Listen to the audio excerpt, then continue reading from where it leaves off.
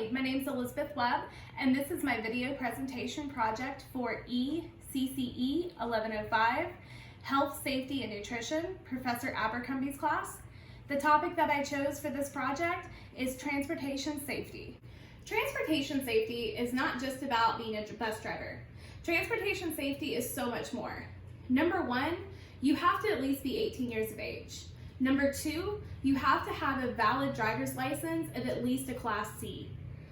Most centers will check to make sure that you don't have a DUI.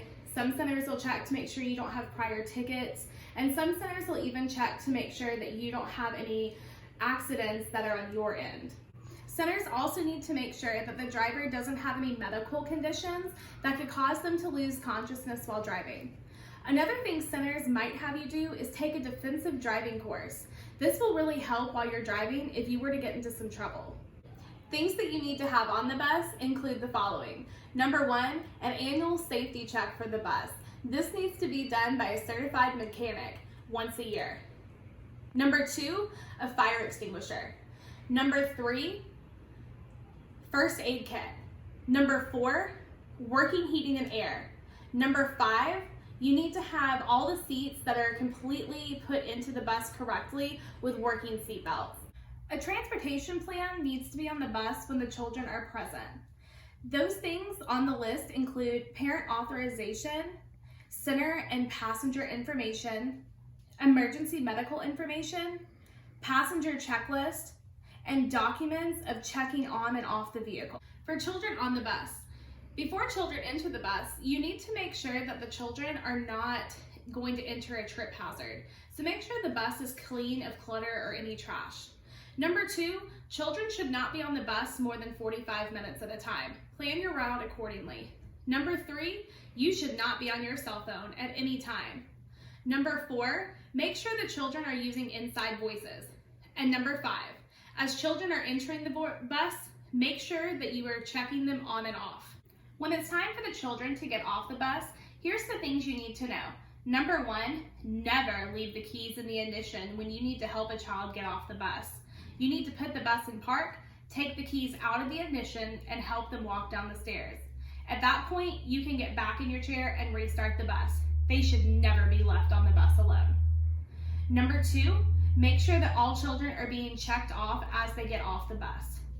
Number three, make sure that as you are getting the children off the bus, once everyone has left the bus, you need to make sure you are doing a full sweep, looking underneath the chairs and in any crevices. Number four, you need to make sure that you have someone that also has transportation safety come and look through the bus to make sure that you didn't miss any children that are still on there. Remember, when you're unloading the bus, never let children walk across the street. You need to pull up right to the curb. When it comes to field trips, all the same rules apply.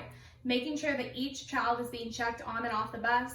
Make sure that the bus is being checked twice. Children on field trips need to make sure they're either wearing a wristband, a shirt, or a name tag that has the center information along with the child's name. Ratios from the bus differ, just like they do in the classroom. If you have one bus driver, you can only have 3 children under the age of 3 on the bus. If you have one bus driver, you can only have 7 children under the age of 5. When it comes to children over the age of 5, you can have one bus driver to 18 children. The sources that you can find all this information is Pro Solutions and of course the Bright from the Start website. Pro Solutions even has a free training for drivers. Any person that is driving the bus or any person that is checking the bus needs to make sure that they have this training. Now, in this presentation, we talked a little bit about everything that you're going to need to have on the bus, but I also want to show you what the paperwork looks like. This is the transportation safety certificate that you'll get when you take your transportation safety on Pro Solutions. This is what a check on and off list should look like. You should check your kids on and off, and you should also make sure that the children that are being checked on and off have the time and the date that they're getting on and off the bus. These need to be kept at all times on file. When we talked about transportation plan, you need to make sure you have these documents. This is the emergency contact form. At my school, I like to make sure they're brightly colored. This is an emergency vehicle medical authorization form. When you flip to the back page, it's the actual treatment authorization for medical.